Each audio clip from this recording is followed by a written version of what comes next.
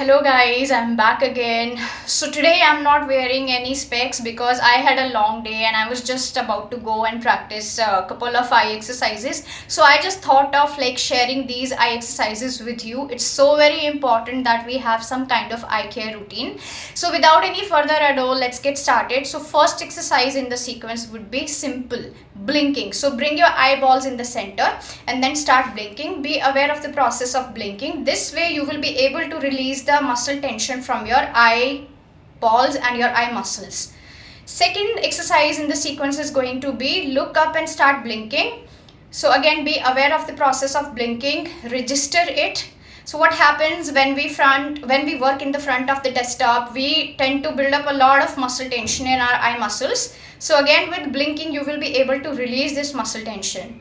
Third exercise in the sequence is going to be look up and down. So look up and down, look up and down. Trace the movement, don't just practice it absent-mindedly, register it. That's so very important. Fourth exercise in the sequence would be look left and right. Okay, so just bring your eyeballs in the center. Now look left and then right, left and then right, left and then right, left and then right, and again be aware of the movement completely and thoroughly. Now fifth eye exercise in the sequence would be diagonal. Okay, so just look top left, down right, top left, down right, top left and down right. Again bring your eyeballs back in the center, go vice versa, top left, down left, top right, down left, top right, down left, top right, down left. Now sixth exercise in the sequence is going to be a hexagonal. We have to make a hexagonal.